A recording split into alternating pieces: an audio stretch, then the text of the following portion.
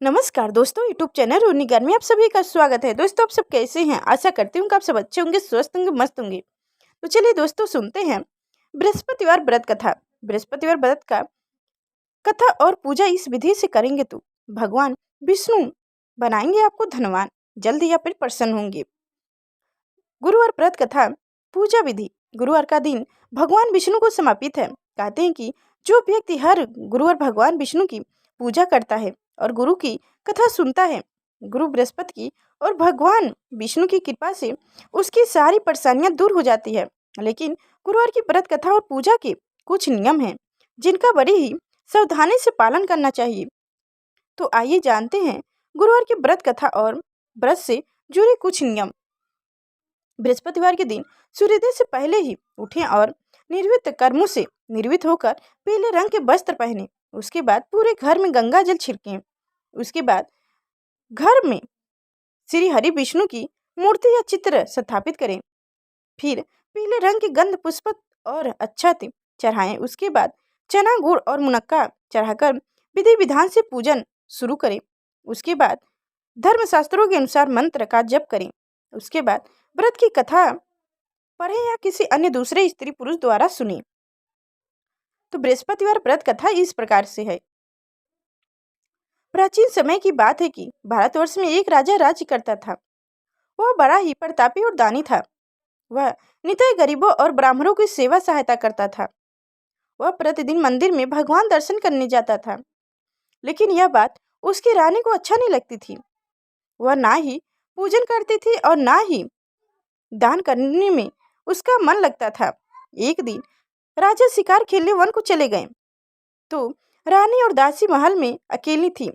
उसी समय बृहस्पति देव साधु के वेश में राजा के महल में भिक्षा के लिए गए और भिक्षा मांगे तो रानी ने भिक्षा देने से मना कर दिया।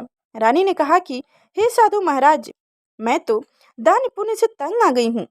इस कार्य के लिए तो मेरे पति देव ही बहुत हैं।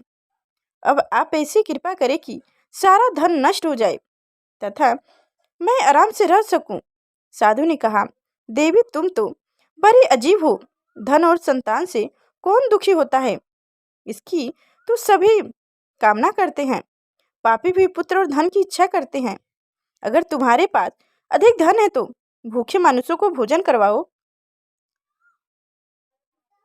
प्याऊ लगवाओ, ब्राह्मणों को दान दो, कुआं तालाब बावड़ी बगीचा आदि का निर्माण करवाओ, मंदिर पाठशाला धर्मशाला बनवाकर दान दो, निर्धनी कुंवारी कन्याओं का विवाह करवाओ, साथ ही यज्ञ करो, कर्म करो, अपने धन को शुभ कार्यों में खर्च करो।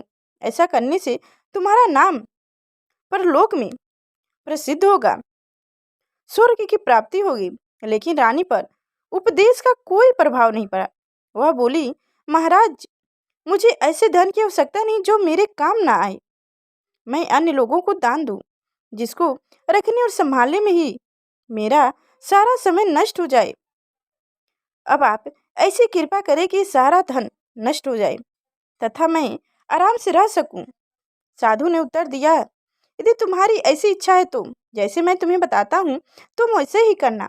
बृहस्पतिवार को घर को गोबर से लीपना, अपने केसों को पीली मिट्टी से धोना, राजा से कहना कि वो भी हजामत कराए, भोजन में मांस मदिरा खाना और कपड़ा धोबी के यहाँ धुलने देना डालना। ऐसा करने से 7 बृहस्पतिवार में ही आपका सारा धन नष्ट हो जाएगा।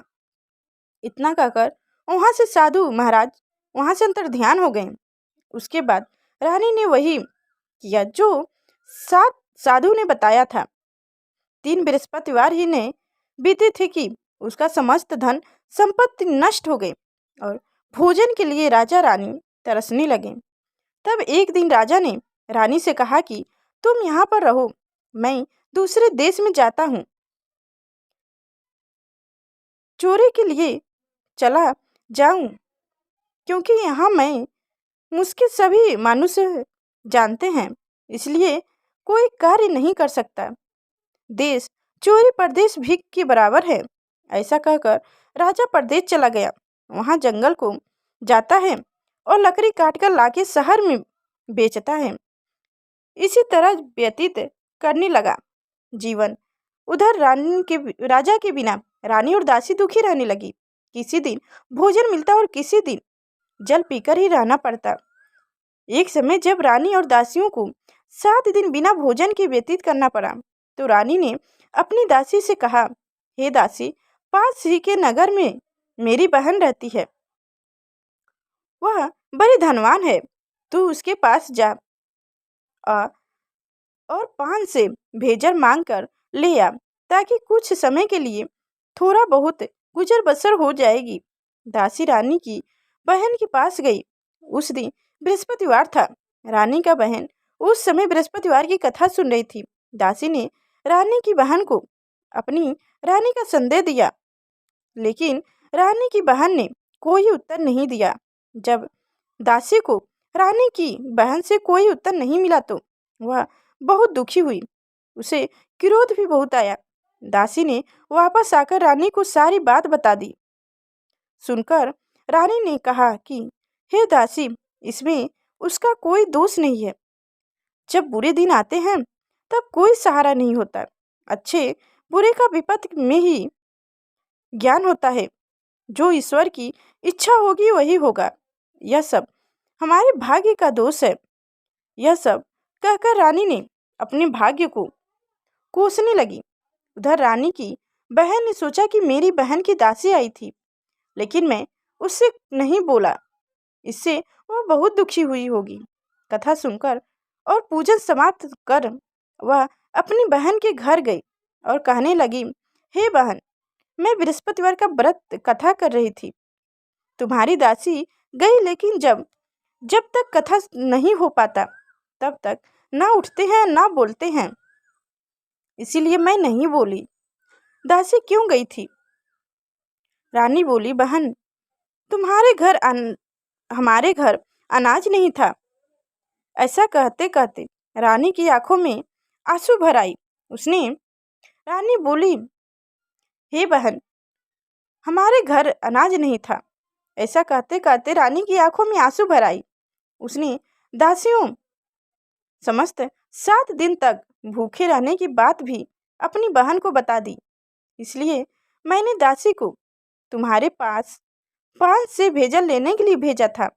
रानी की बहन बोली, बहन देखो, बृहस्पति देव ने सबको मनवांछित पूर्ण करते हैं, मनोकामनाएं पूरी करते हैं।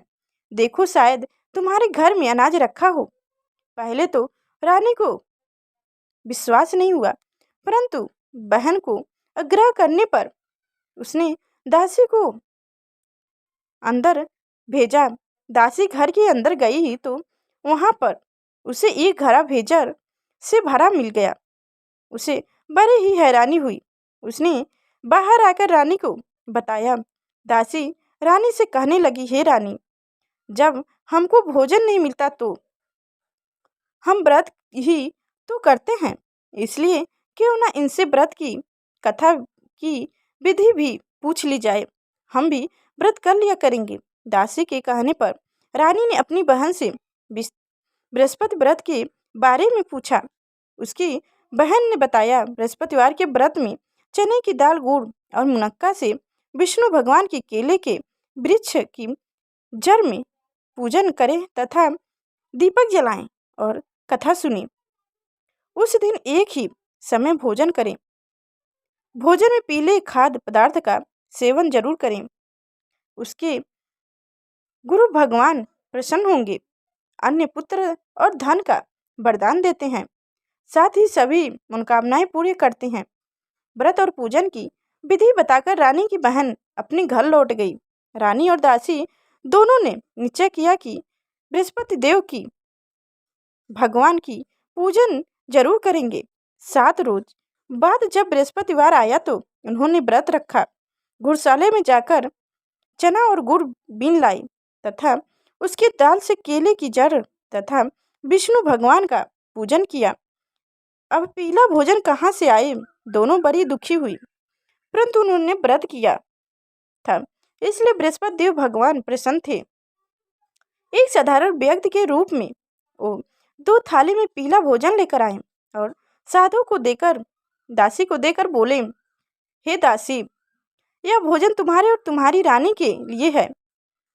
इसे तुम दोनों ग्रहण करना। दासी भोजन पाकर बहुत ही प्रसन्न हुई। उसने रानी से कहा, चलो रानी जी भोजन कर लो। परंतु रानी को भोजन के अन्न के बारे में कुछ पता नहीं था, इसलिए उसने कहा कि जा तू ही भोजन कर, क्योंकि तू व्यर्थ में हमारी हंसी उड़ाती है। तब दासी ने कहा, एक व्यक्ति भोजन दे गया है। तब रानी ने कहा, वह व्यक्ति तेरे लिए ही भोजन दे गया है, तू ही भोजन कर।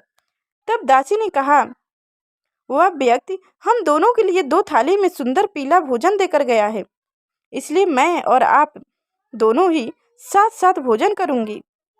फिर यह सुनकर रानी बहुत प्रसन्न हुई और गुरु भगवान की नमस्कार कर भोजन किया। उसके बाद से वो प्रत्येक बृहस्पतिवार को गुरु भगवान का व्रत और पूजन करने लगी। बृहस्पति भगवान की कृपा से उसके पास धन हो गया, लेकिन रानी फिर पहले ही तरह आलस करने लगी। तब दासी बोली, देखो रानी, तुम पहले भी इसी प्रकार आलस करती थी। तुम्हें धन के रखने में कष्ट होता है, इस कारण सभी धन नष्ट हो गए। अब गुरु भगवान की कृपा से धन मिला है तो फिर तुम्हें आलस होता है। बड़ी मुश्किलों के बाद हमने यह धन पाया है, इसलिए हम दोनों पुण्य कर्म करेंगे। अब तुम भूखे मनुष्यों को भोजन करवाओ, प्याऊ लगवाओ, ब्राह्मणों को दान दो, कुआं, तालाब, बावड़ी और बागीचा आदि का निर्माण करवाओ, मंदिर, पाठशाला और धर्मशाला बनवाओ, दान दो, निर्धन कुंवारी कन्याओं का विवाह करवाओ, साथ ही यज्ञ करो, कर्म करो, अपने धन को शुभ कार्यों में खर्च करो, जिससे तुम्हारे कुल का यश बढ़े और स्वर्ग की प्राप्ति हो, और पितरों को प्रसन्न करो। यह बात सुनकर मानकर रानी शुभ कार्य कर्म करने लगी। उसका यश फैलने लगा। एक दिन रानी और दासी आपस में विचार करने लगे कि ना जाने राजा किस दशा में होंगे, उनकी कोई खोज खबर नहीं है। उन्होंने श्रद्धापूर्वक बृहस्पति भगवान से प्रार्थना की कि राजा जहाँ कहीं भी हो शीघ्र वापस आ जाएं।